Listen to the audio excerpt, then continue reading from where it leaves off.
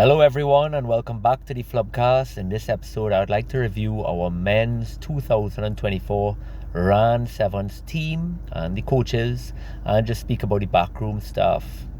Well, 2024 Sevens Caribbean champions.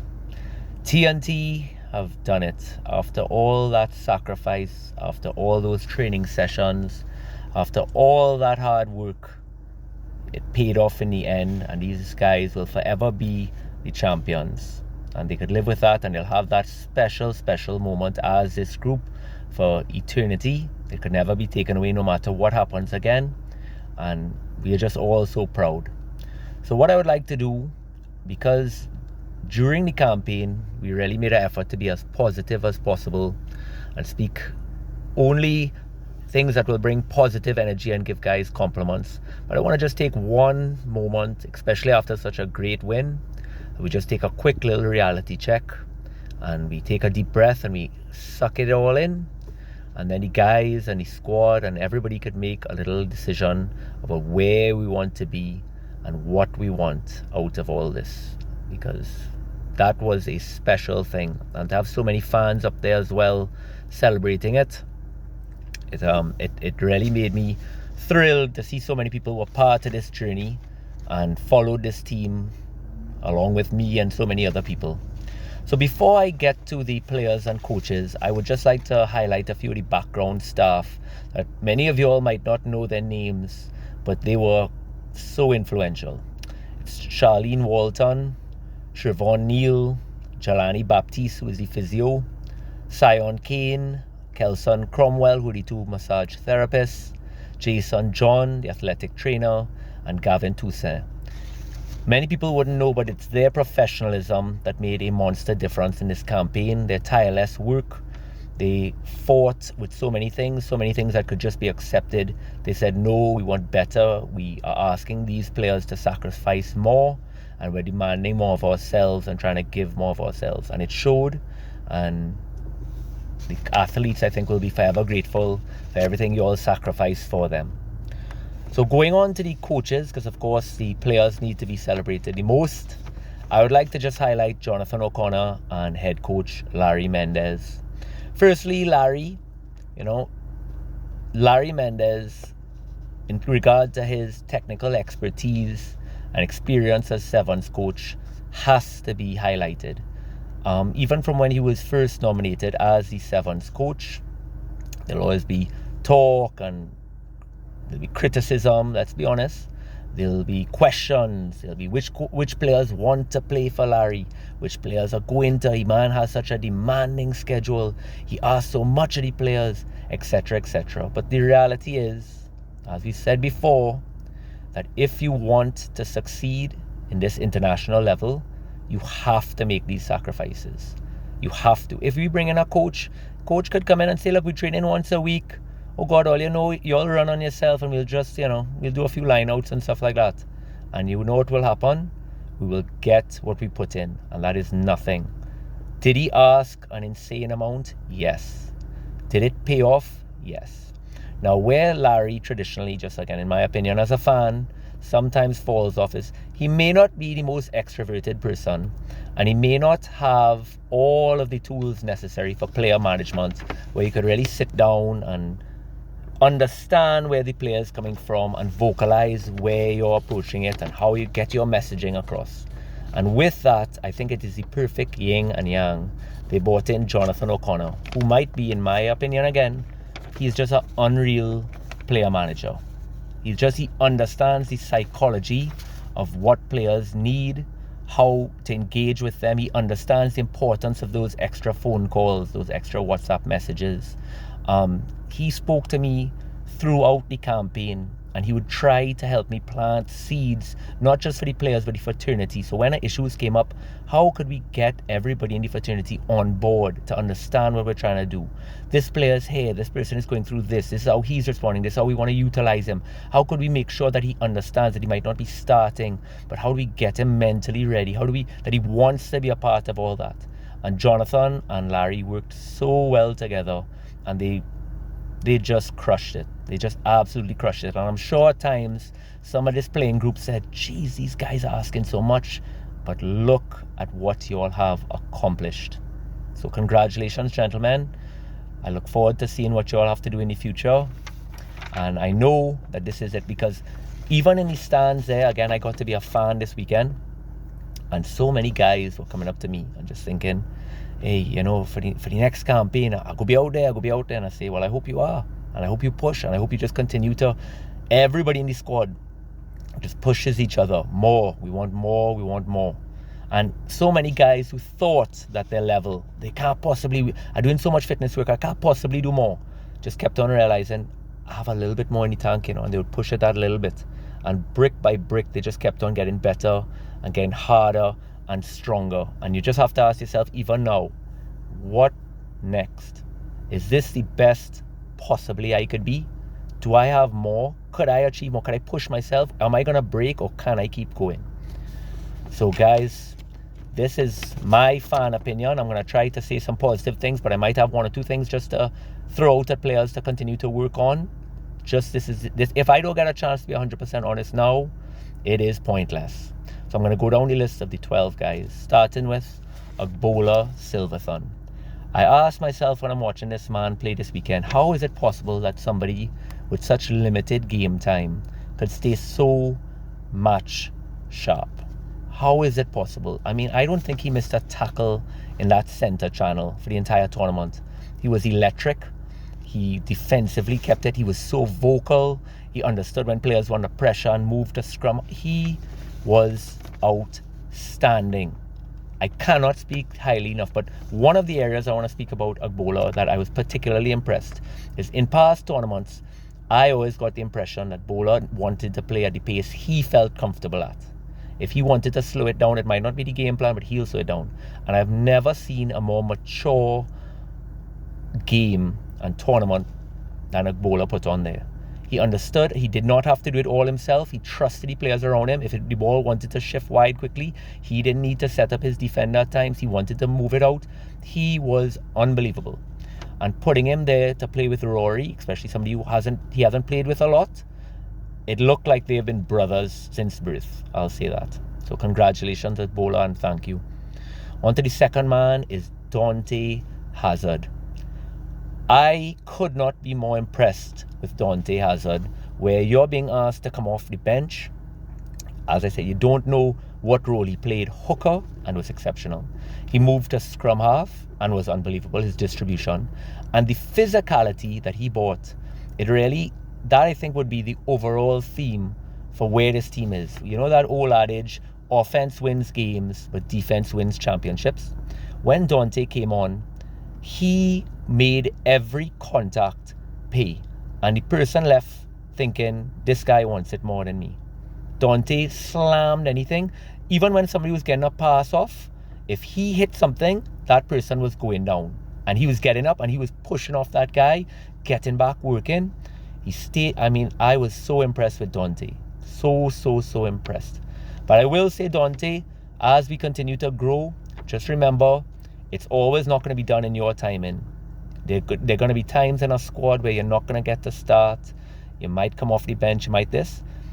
The way you handled it in this tournament really turned heads and say, wow, he does have that maturity as well. Dante could be a squad player.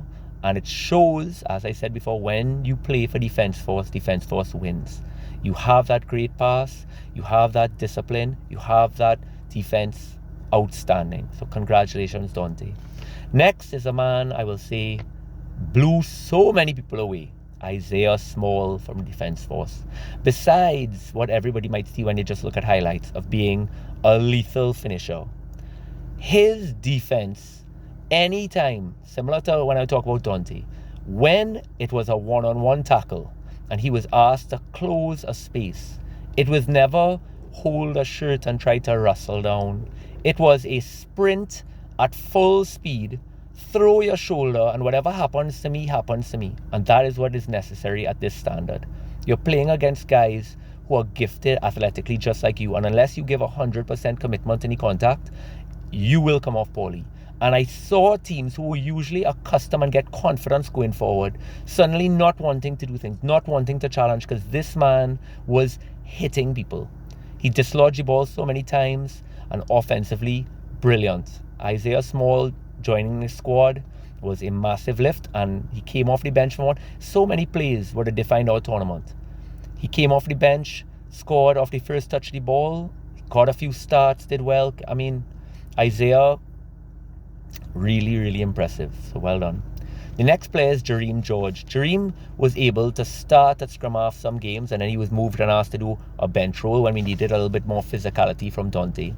And as I always tell Jareem, and I'm very positive about, and as he gets a lot of positive praise about, when it comes to X factor and making something step, he destroys, especially when you're playing against teams that may not be as gifted. He will always look so dangerous on offense. But we are aware, and as he continues to push himself, as you go up that standard and as less space is created, you will be required to be more physical. And in that space there, that is why I believe that they had to move to Dante in the scrum half and wait for teams to get a little bit more tired for Jareem to come on and finish. Because you cannot just have little straight tackles. It has to be full physical commitment. And Jareem's offense is outweighing his defense. But I know Jareem. I know he's going to kill himself to continue to get better in that area. And he will continue to push, and he will solidify. And he's going to fight back for that starting spot at scrum half. So keep it up, Jareem. Take it all in. You were fantastic. Thank you for all you've done. But keep pushing defensively. You have one more tournament at Harvard's. I would love to see you have a banger. The next gentleman is James Phillip. James Phillip, another gentleman who I could put up a million tries of him scoring some beautiful tries. He's done so for so many teams, so many clubs, and for, of course, the country. When we played against Jamaica, he did struggle a little bit defensively. He did get caught out with a pass or two. And again, it's just another player with the physicality where Isaiah just shone. Once James continues to work, he has everything on offense, and he just needs to keep pushing that defense. Can he up the defensive game? I believe so strongly. One thing I want to just highlight about James, and the coaches kept on saying, is that he's just so professional. He comes in, he just has this air of confidence, and especially even in trainings, he is so gifted athletically, offensively as well, that he brings up the whole team, because a lot of the guys aren't accustomed to play against a guy who brings that offensive force. So it pushes everybody defensively, and it helps so much. So even though he got limited game time during the tournament, he was instrumental to where this team finished off, and I just think that should be highlighted. Next player is Jonathan Taylor. Jonathan Taylor, you're so accustomed to seeing him just score winger tries with speed that you forget how many tackles he broke in this tournament, how many rucks he secured. He moved around. He didn't play a lot of winger for the entire training camp, but he moved to wing, and I was a little worried because I have seen tournaments where he got shrugged off a few times. He was amazing in defense. He brought so much physicality, and he just like what I'm saying with some other guys who you kind of think, oh, well, he's more of an offensive threat. He put everything out there defensively, and it shone. In fact, I would go so far to say as many amazing tries as he scored on offense, it was his defense that just made me say, this guy is the real deal. This guy is the real deal. So congratulations, Taylor. Again, another guy who could be moved around and used. Imagine coming in there, Rory comes, able to also play fly off, and you could accommodate the squad. Sure, move out to wing, limited game time, no problem. Trust in me, I'll be there. And they operated so well together. And never a problem when Isaiah is coming on or how we're moving around. Never a sulk. Guy coming on the field, shake hands, good luck. Get on there. What do you need me to do? Run water, no problem. Very impressive. Next player up is Keon Sylvester. The big man brought down. Unfortunately, we know that he had and pulled up hamstring early in the tournament, and you could see his very limited movement there, but he just kept on trying to fight through it. Some of these scrums against some of the bigger teams, we needed him early on in the tournament, and he provided that rock. Same thing with line out. And another player who said even though he had limited game time in the tournament, was instrumental in trainings, and he added that expertise even as a very young man. So if he continues to grow and once he gets healthy again, exciting prospect. I hope you had a great experience. I'm sure the boys loved having you there, and I hope we see you again, Keon. The next person we have up is Keston Earl. So Keston is a player who when he was picked originally, because again, another player who's getting a little long in the tooth there because he's been around so much and he's put in so much big work, I looked at and I said, boy, does Keston have the necessary X factor to play in this Sevens team? Is he possible? And Larry and Jono kept on saying, watch, he's so mature that you could trust this guy to get minimal minutes at times or start. It makes no difference. He's at the same level mentally. And when he comes on, he will never let you down defensively. He will make all his tackles. Offensively, he moves the ball without a problem. And a lot of guys in the squad trust him. And so said, so done. Keston came on and was a great, I cannot speak highly enough of his role playing. Fantastic close-out work, big tackles, getting there, working. And, I mean, Sean, it's amazing how you could get, in some games, a minute and a half and still come off the field and guys are nodding like, wait, Keston had a good game, boy. Next up is Keshawn Walker, who was one of I thought he was outstanding. He wasn't able to be with the squad for the last 2 weeks because he was in Tobago with work commitments. Came exceptional at prop, exceptional when he had his chances out wide. Massive defense. Line out work was stellar. All in all, just a great performance by Keshawn. Finished everything when he was asked to do so. And I can't speak another player. It's just that continues to shine. And physical defensively, which all these players they look at. Physical. Not allowing teams to get any confidence. Slam everything and make teams second guess. That was what Keshawn bought. Sorry. Next up is Nigel Ballington, who waited until the end to just absolutely show what Ballington could do. Started a little shaky. I think Ballington is one of those players, for whatever reason, that when he starts, he's a lot more comfortable than when he comes on. He takes a little while to just get into it fully, and he likes to be that starter. He likes to see. Physical. Gave away a few silly cards off the kickoffs, which I was surprised about because he's much better player than that. One or two times he just playing guys in the air, which is just... He was actually lucky on one of them. I think it was Mexico in the first one. No, I'm probably wrong. He played a guy when he was at full height, and it was so dangerous, I actually thought it could have been a red card as well. So we were very lucky there. And luckily he didn't get hurt as well. But Ballington was explosive, physical, scored some tries there at the end that just saved us in that final against Mexico. And, you know, bound to score Ballington as well. A lot of players just feel so comfortable having him there because he's so athletic and he fights and he works. Congratulations. Next up is your vice captain, Rory O'Farrell, who was just... What could you say about Rory O'Farrell? Not just that kicking game which we bought, which just secured everything, and that conversion that changed everything for us against Cayman. He just was so good. Forget everything he did with setting up everything for us and having that explosion from fly half and controlling the tempo, controlling the game, great kicking out to hand.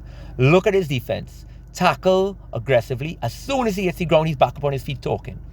There is no tackle, 1 foot up, 1 knee down, put your hand on the ground to get up. It is work. And he just kept going, and he's just so vocal, and he's screaming and moving, and you're seeing the hands waving, and when he gets that ball, he knows what he wants to do so quickly, and everybody just moved off him. He was unreal, and what a decision to bring him down to add to this squad. Unreal. I can't wait to see her again back here. But finally is our captain, Shaquille Dite. Shaquille Dite, I think he actually was the player of the tournament. We had some times when we were down to 6 guys, and he would be covering 2 guys out wide. And he had the athleticism and the fitness to stay and shift and force the guy to make the pass and then close down these wingers that had a foot against him, and he would catch guys from behind and take them out of bounds. And he played, I believe, every single minute. I don't know how Dite did it, but that was his greatest performance. And when he gets old like me, he'll look back at a game like that and say, I was something special. I was something really special. And you know why? It's not a mistake. It's because he works like a dog. Every single session with sprints, he is there. He's leading from the front. He's pushing. He's encouraging guys. That's what it's about. And I could call now. People might disagree, because there are about 6 guys that could easily make my top 3. But as I started to open it up, I said, I'm only going to call 3, which is a crime because I'm looking at some names I'm leaving out, and I know I'm going to get a lot of talk. But at 3 for me, I am actually going with Dante Hazard. What he brought on there at scrum half with the physicality in that channel and his distribution under monster pressure, I had no idea he would have done that well in that thing, because he's not asked just to do that. When he came on at hooker, it was the same thing. When he came on as any position, he bought it. Physical. When he was under pressure a few times against Mexico, I don't know how he stayed on his feet, but he did. I don't know how a scrum half could be all over your back and you get your pass cleanly to your scrum half. I don't know. And I don't know why people don't understand that when you have teams that are accustomed getting go forward, and all of a sudden you just are able to close that channel with a massive hit, it shakes the entire team. It shakes the opposition you're playing against. They can't figure it out. Nobody wants to take in contact. Nobody wants to go by Hazard. Nobody wants to touch that channel. And to have that as a scrum half, to be able to close that and force everybody to want to pass it all the time. Why? Not want to do a pick and go, not to look for option to turn and go blind, throw them. Nobody wanted to get hit by Hazard, and he made people pay. And if you get a contact situation from Hazard, you end up on the ground. You are out the play. And a lot of teams do this half tackle. Oh God, he passed the ball, leave him. And that same support player is running and gets involved with another phase. Hazard takes you out. Next person, as coming in at number 2, is Rory O'Farrell. His control of the game, immaculate. His energy, his talking to players, you cannot watch that tournament and not think Rory O'Farrell is the real deal. And I hope he continues to grow, and I can't wait to continue to see him play. I just was so blown away with how he approached it, how he engaged everybody, how unreal talent. And I think I said it just now, that the number 1 player for not just T&T in my opinion, but for the entire tournament is Shaquille Dite. I've never seen a defensive effort like that. He kept on saving us in any time we were down. His engine was unreal. And could I highlight as well the amount of times he scored these long distance tries? Regular 2-on-2s, but he just has that pace to just drift on a person, and they think they have the channel secured, and they just don't understand that he just keeps on accelerating. It just doesn't end. It just kept on going, and he just kept on working. Special talent. Captain Shaquille Dite. Special player. So congratulations, guys. Suck it all in. Enjoy it. Locked in eternity as 2024 Caribbean champs in Robert Stone's book, I'll tell you that. So thank everybody.